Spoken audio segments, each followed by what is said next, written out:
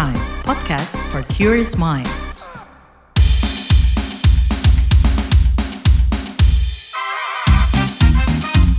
What's Trending KBR Pagi, siaran pagi radio paling update.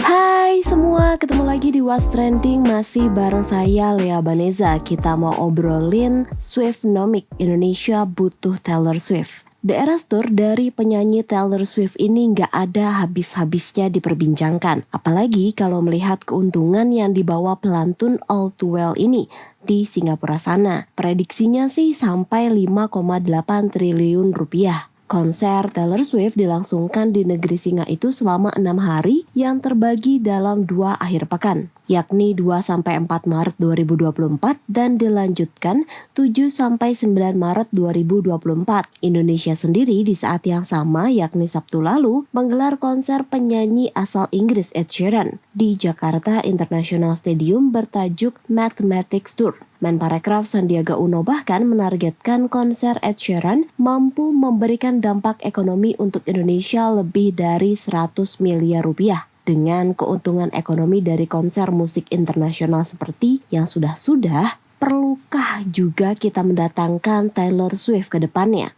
Kalau kata Menteri Pariwisata dan Ekonomi Kreatif Sandiaga Salahuddin Uno, Indonesia membutuhkan Swiftnomic atau efek ekonomi yang dihasilkan lewat konser Taylor Swift. Melalui akun Instagramnya, Sandi mengatakan Indonesia perlu langkah-langkah macam pemerintah Singapura dan Australia yang bisa meyakinkan Taylor konser di Indonesia. Lantaran konser Taylor ini nggak cuma menguntungkan penyelenggara konser, tapi sektor wisata juga bisa didongkrak lewat kedatangan wisatawan yang mau konser sambil wisata. Tapi sebelum menuju konser Taylor Swift di Indonesia, ada beberapa artis nih yang sudah dijadwalkan konser tahun ini. Rencananya ada solois asal Korea Selatan IU pada 27-28 April 2024 di ICE BSD Tangerang Selatan. Kemudian ada mantan personel boy group One Direction yaitu Niall Horan yang bakal gelar konser di Beach City International Stadium Ancol pada 11 Mei 2024, serta band metal Lamb of God yang dijadwalkan konser 4-5 Mei 2024 di Pantai Karnaval Ancol, Jakarta Utara. Nah, seberapa besar sih sebenarnya Indonesia ini butuh konser-konser ini, dan benarkah bakal ada efeknya kalau Taylor Swift juga diundang ke Indonesia? Kita obrolin ini abis komen netizen plus 62 berikut ini.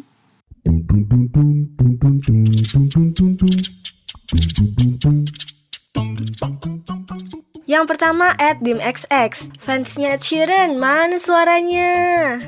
Lanjut @broxx, konser malam, dari pagi Jakarta Utara udah macet total, gak jalan umum maupun di tol. Semoga setelah selesai aksesnya udah gak macet lagi. @usexx, mana bareng Taylor Swift lagi? @duxx, Taylor Swift bukan hanya seorang pemusik, tapi dia adalah industri musik itu sendiri. @zurxx, padahal beberapa waktu lalu dapat Grammy Award lagi. Entah itu yang keberapa, saya suka Taylor Swift, lagunya keren-keren.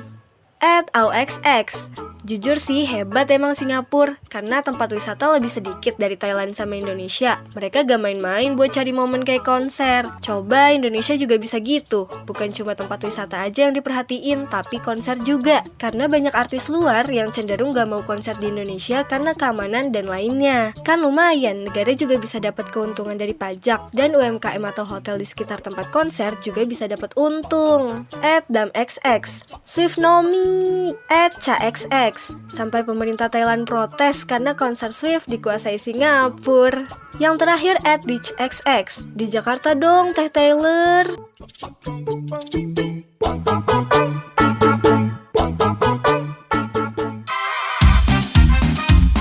What's Trending KBR Pagi, siaran pagi radio paling update. Melihat kesuksesan penyelenggaraan konser Taylor Swift di Singapura dan beberapa negara lainnya, Menteri Pariwisata dan Ekonomi Kreatif Sandiaga Uno mengatakan Indonesia memerlukan hal serupa. Itu lantaran konser Taylor mendatangkan berbagai keuntungan. Namun Sandi menyadari perlu adanya perbaikan karena konser Taylor yang terpusat di Singapura menunjukkan bagusnya kerjasama pengusaha dan pemerintah di Singapura sana. Apa sih yang diperlukan buat mendatangkan Taylor Swift? Berikut penjelasan Menparekraf Sandiaga Uno. Dampak ekonomi sebelum, saat, dan setelah konser Taylor Swift di Melbourne dan di Sydney, di mana membawa dampak ekonomi yang sangat signifikan. Dan ini yang disebut sebagai Swiftonomics, di mana bukan hanya ada peningkatan jumlah wisatawan, tapi juga dari segi nilai ekonomi dan lapangan kerja yang diciptakan ini sangat menjanjikan. Saya melihat apa yang dilakukan oleh Australia dan Singapura dan Jepang, 3 negara yang menggelar konser Taylor Swift ini merupakan langkah yang tepat, yang dieksekusi dengan cepat, dan juga merupakan inisiasi yang akurat. Karena kemampuan Singapura, Jepang, dan Australia merupakan kemampuan entrepreneurial government, di mana pemerintahnya bekerja sama dengan dunia usahanya, bisa meyakinkan Taylor Swift untuk memusatkan konser hanya di 3 negara di Asia Pasifik ini. Karena kalau kita lihat, buat si Taylor Swift sendiri akan jauh lebih mudah dalam memobilisasi dan juga lebih mengurangi emisi karbon, karena juga ada pengurangan daripada jumlah perjalanannya. Nah, ke depan saya melihat bahwa kita harus lebih cepat berinisiasi dan harus lebih tepat dalam berkolaborasi, sehingga kita tidak saling menyalahkan Singapura, Jepang maupun Australia, tapi kita bisa bekerja sama. Bagaimana caranya? Mungkin ke depan ada aspek yang saling menguntungkan, sehingga tidak berkompetisi yang tidak sehat, tapi juga berkolaborasi dengan tepat.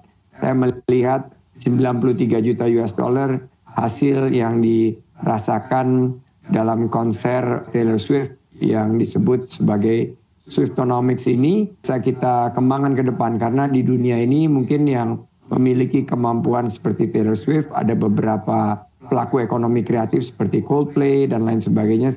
Tapi gimana sih perjuangan promotor mendatangkan artis-artis berskala internasional ke Indonesia? Managing Director Color Asia Life David Ananda berbagi cerita pengalamannya saat rebutan dengan Singapura untuk mendatangkan Jonas Brothers ke Indonesia. Kalau boleh tahu gitu, teman-teman semua, ini datangnya Jonas Brothers sebenarnya susah-susah gampang karena perjuangan.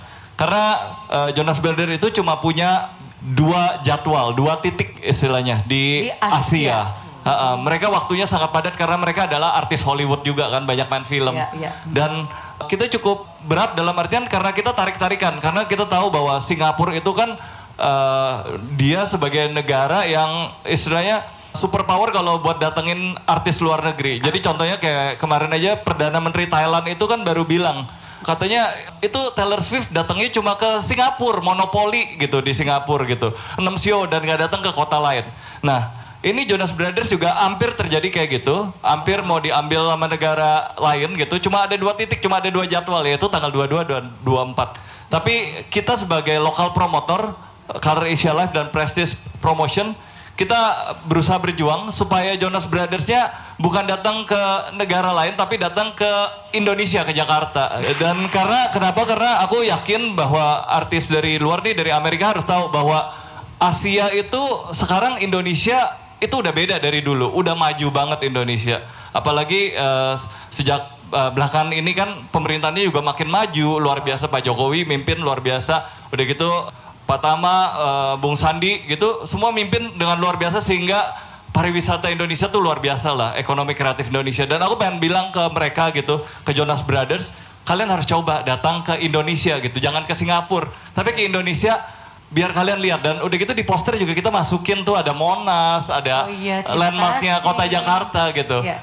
Dan ini menunjukkan bahwa aku sebagai promotor lokal bilang ke Jonas Brothers gitu, bahwa kalian datangnya ke Indonesia, kalian lihat gitu betapa majunya Indonesia saat ini. Bahkan nanti kalau kalian emang suka, tahun depan aku bawa bukan ke Jakarta aja, tapi biar kita coba ke Yogyakarta, mungkin kita bisa konser di Prambanan atau di Borobudur ya, atau di Danau Toba ya. Wah. Danau Toba. Dan jadi aku juga nggak mau kalah gitu dari promotor luar negeri yang biasa bawa artis-artis yang top itu ke luar negeri, tapi aku pengen mulai sekarang kita bisa prioritaskan Color Asia Live dan Prestige Promotion untuk bawa artis-artis top seperti Jonas Brothers mainnya bahkan di Indonesia aja kalau bisa.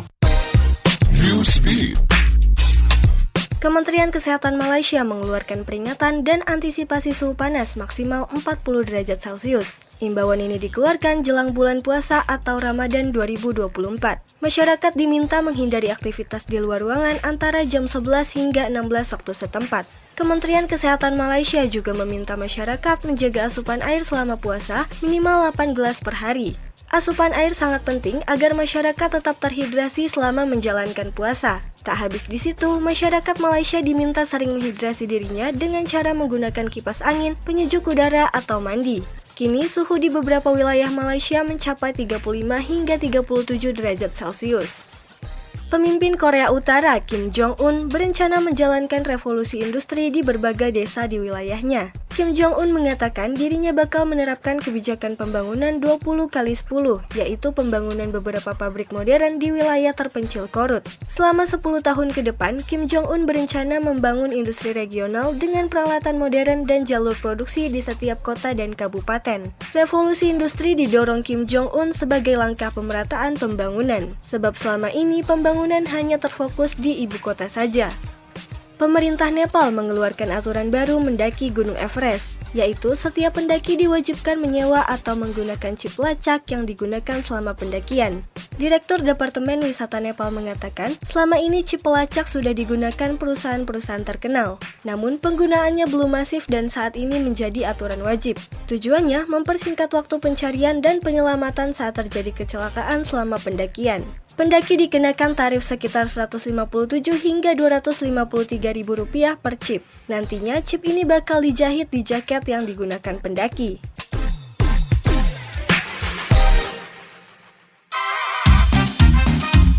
What's Trending KBR Pagi, siaran pagi radio paling update. Nah, ngomongin soal konser Taylor Swift, tak lengkap nih ya kalau kita nggak bicara sama Swifties, panggilan dari penggemar Taylor Swift, khususnya di Indonesia. Berdasarkan data tengah tahun lalu, Jakarta merupakan kota dengan pendengar lagu Taylor Swift terbanyak di Spotify, mengalahkan pendengar dari London, Inggris, bahkan kota-kota besar di Amerika Serikat lainnya, seperti Los Angeles dan New York. Kita juga udah ngobrol nih sama salah satu Swifties yang nyoba war tiket konser Taylor Swift di Singapura. Valda, halo, gimana sih pengalamannya? Boleh diceritain gak soal war yang kemarin? Pertama kali sebelum war itu tuh bikin akun dulu kan, kayak 2 hari atau 3 hari sebelumnya. Terus pas general sale sama pre-sale itu tuh sempat war, tapi gak dapet, jadi baru masuk, bener-bener baru masuk gitu. Itu udah bener-bener udah nggak bisa, udah kekunci gitu loh, maksudnya udah nggak bisa diklik lagi buat pesen tiketnya gitu, jadi udah slotnya udah penuh. Kan awalnya tuh cuma 3 hari, terus ada penambahan lagi kan, nah pas penambahan tuh udah nggak minat buat beli lagi karena kayaknya kesempatannya kecil, jadi udahlah ikhlasin aja, nggak usah nonton turnya, padahal kepengen banget gitu. Terus harganya juga ya nggak mahal-mahal amat ya, biasa aja gitu harganya nonton di Singapura. Ada nggak harapan kalau Taylor Swift ini konser mungkin di Indonesia? Kayaknya sih nggak ada ya. Nggak ada, soalnya Taylor punya pengalaman buruk sama promotor di Indonesia. Kayaknya dia pas konser Red itu kalau nggak salah pembayarannya terlambat apa gimana gitu. Jadi kayak mager gitu lah mungkin konser di Indonesia. Karena waktu itu kan 2012 dia juga masih awal-awal banget kan. Terus nggak segede sekarang gitu. Dan kayaknya juga susah sih buat diwujudin buat di Era Tours ini, karena setting panggungnya tuh susah gitu loh. Kayaknya kalau di Indonesia masih susah kalau misalnya setting panggungnya ngikutin yang kayak dipengenin sama Tyler yang ada di ini nih ya, konser-konsernya dia di luar kayak gitu. kayaknya vendornya belum kuat, nggak tahu sih, tapi kayaknya harapannya tipis deh. Tapi menurut kamu Indonesia perlu nggak sih Taylor Swift, dan seberapa besar sih minat penggemar-penggemarnya kalau sampai emang Taylor bisa konser di Indonesia gitu? Butuh lah, soalnya dia fansnya banyak banget, dan Taylor kan emang bisa dibilang fansnya itu range umurnya beragam banget ya, dari teenager sampai ke adults itu ada gitu. Ya maksudnya kayak gue aja gitu, gue kan suka sama Taylor dari 2008 gitu kan, sampai sekarang gitu. Nah teman-teman yang seangkatan sama gue tuh juga banyak yang masih suka sama Taylor. Jadi ya kalau misalnya dibilang minatnya kayak gimana, ya pasti banyak banget fansnya yang nungguin, dan minatnya tuh juga tinggi. Itu juga terbukti dari pas film kemarin di Era Tours itu, gue nonton satu studio Starium di CGVG itu penuh, dan itu mereka benar-benar pergi ke nonton ini doang ya, nonton movie konser tuh mereka bener-bener dandanannya tuh all out gitu loh, kayak beneran pergi ke konser dan fanchan kayak di konser gitu. Jadi antusiasmenya kalau ada konsernya bener-bener bakal pecah sih, karena fansnya banyak banget, dan gak cuman cewek-cewek, cowok-cowok juga banyak fansnya dia.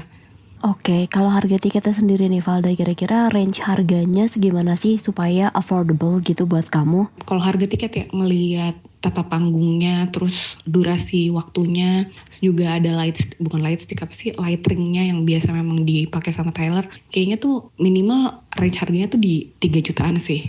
Itu bisa enak gitu. Kalau mau tuh emang bener-bener yang proper gitu. Soalnya kalau sejuta gimana ya, kayak jauh banget gitu. Ya bisa sih kalau misalnya sejutaan juga, cuman kayaknya biar proper gitu mungkin harganya 2 jutaan 3 jutaan kalau ngelihat ini ya, setting panggungnya kayak gitu-gitu.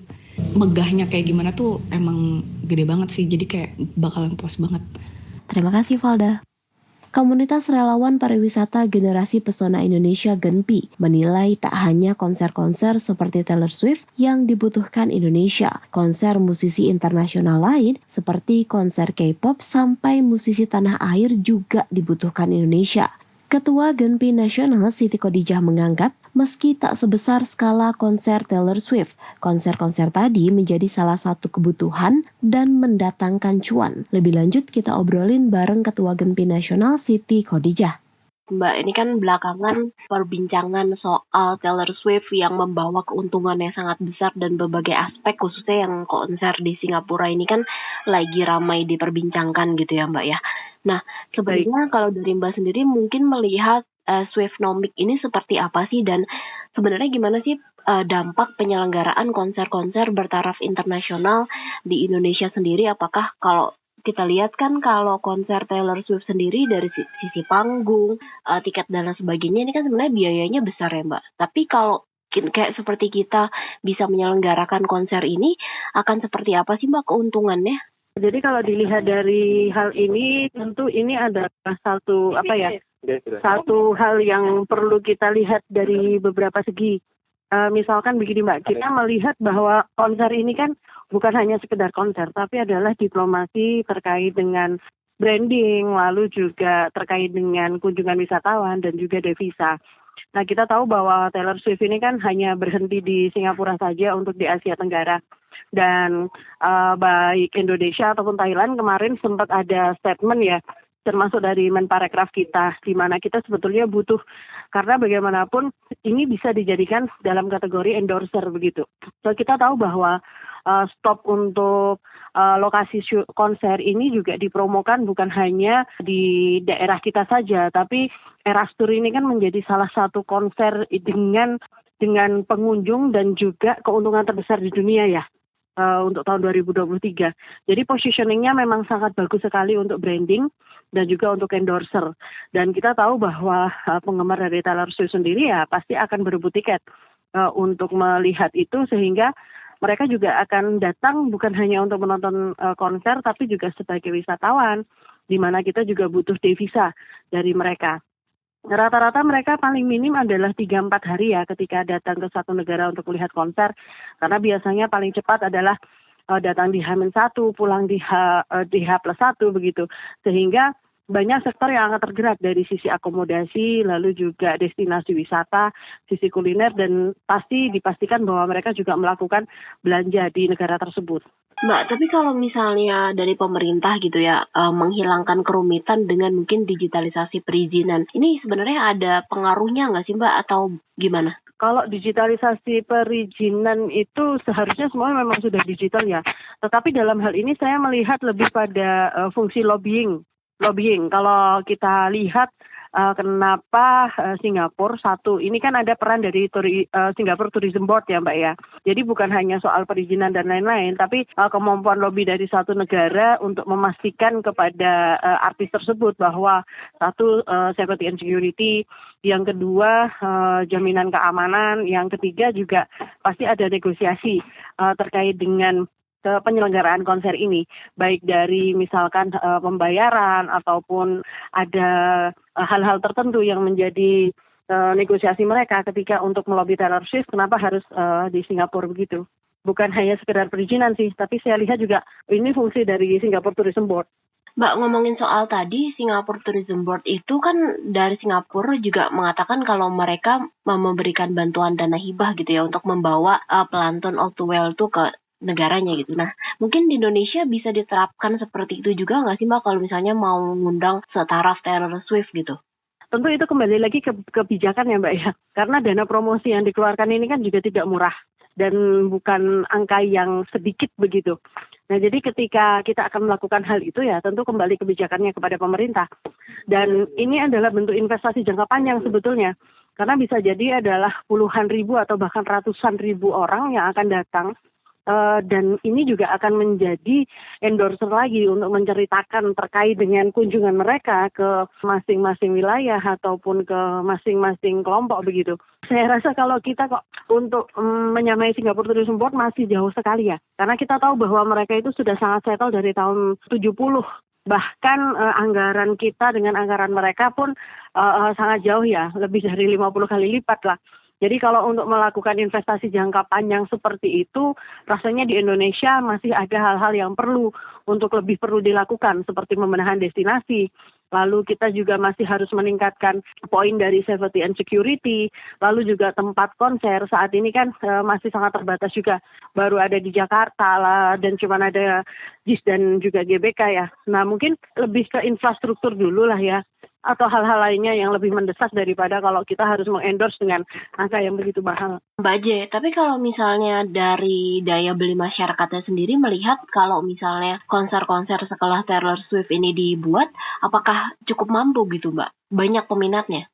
Justru lebih banyak peminat daripada jumlah tiket yang disediakan ya. Dan kita melihat bahwa ini kan juga bagian dari FOMO ya Mbak ya. Jadi bisa menjadi bukan lagi kebutuhan tersier bagi mereka. Apalagi kepada para fans ataupun netizen milenial yang memang FOMO nggak ada pun bisa diadain begitu. Dan bisa menjadi kebutuhan primer untuk mereka.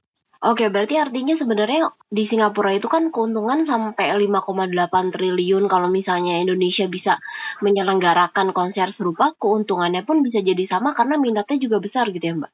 Sangat besar sebetulnya. Kalau kita lihat di Singapura aja bisa beberapa hari, dan saya yakin bahwa yang menonton ini kan bukan dari Singapura kebanyakan, malah justru dari Malaysia, Thailand, Indonesia terutama, dan juga negara-negara lain. Jadi memang multiplier effect-nya ketika terjadi konser ini memang sangat banyak sekali, termasuk branding wisata ke depannya, lalu juga kunjungan saat itu, dan juga menggerakkan berbagai sektor industri pariwisata yang mendukung adanya konser tersebut. Oke, berarti dampaknya sangat luas sekali nih Mbak. Nah, terakhir Mbak, ini kan Menteri Sandiaga Uno nih ceritanya kayak pengen gitu ya mendatangkan Taylor Swift ke Indonesia gitu ya. Nah, kira-kira apa nih Mbak yang perlu dipersiapkan atau mungkin perlu diperbaiki atau mungkin perlu dilakukan gitu supaya Taylor Swift mau gitu konser di Indonesia? Secara kita lihat aja kemarin dia akhirnya cuma di Singapura aja gitu kan. Iya, nampaknya ini kan sangat eksklusif ya, yang di Asia Tenggara kan memang sudah diambil Singapura, dan dari manajemen Taylor Swift kan memang hanya Singapura begitu. Nah, kalau mau ada lobby itu ya tentu harus ada investasi yang sangat besar begitu. Tetapi kalau kita berkaca pada penyelenggaraan konser Coldplay yang lalu saja, baik itu Indonesia melalui Menparekraf saat itu juga sudah mencoba untuk menambah hari menambah menjadi 2 hari saja tidak berhasil begitu. Nah, ini kan menjadi satu refleksi, ada apa sebetulnya? Termasuk menjadi koreksi bagi kita, wah ternyata juga masih banyak yang harus kita perbaiki untuk menjadi tuan rumah dari para konser internasional ini.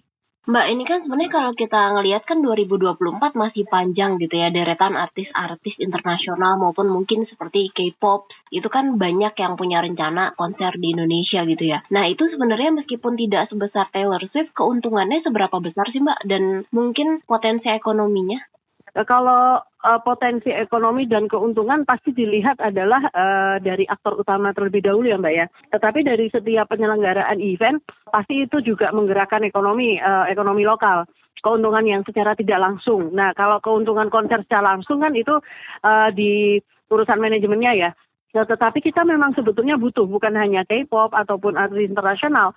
Kita melihat bahwa tren konser untuk artis Indonesia pun sebetulnya juga menggerakkan ekonomi yang sangat signifikan begitu. Jadi kalau kita lihat bahwa konser ini menjadi satu event, satu aktivasi pariwisata yang tidak bisa disepelekan. Bukan hanya event-event budaya, tetapi ini menjadi satu kebutuhan karena memang marketnya sangat besar.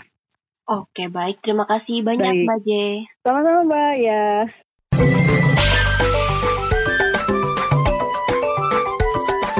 WhatsApp Indonesia. WhatsApp Indonesia kita mulai dari Jakarta. Presiden Joko Widodo meminta sekolah tidak menutup-nutupi kasus perundungan atau bullying. Pernyataan ini diungkap Jokowi saat menghadiri peresmian pembukaan Kongres 23 PGRI tahun 2024 di Hotel Grand Said Jaya, Jakarta. Jokowi meminta kasus perundungan tidak ditutupi, melainkan diselesaikan. Jokowi melihat kasus perundungan biasanya ditutup-tutupi untuk melindungi atau menjaga nama baik sekolah. Hal ini perlu diperbaiki dan diselesaikan. Jokowi mengaku khawatir dengan kasus bully yang belakangan muncul ke permukaan. Dia menegaskan sekolah harus jadi tempat yang aman dan nyaman bagi siswa. Dia juga berharap guru-guru mampu jadi ujung tombak terciptanya rasa nyaman dan aman.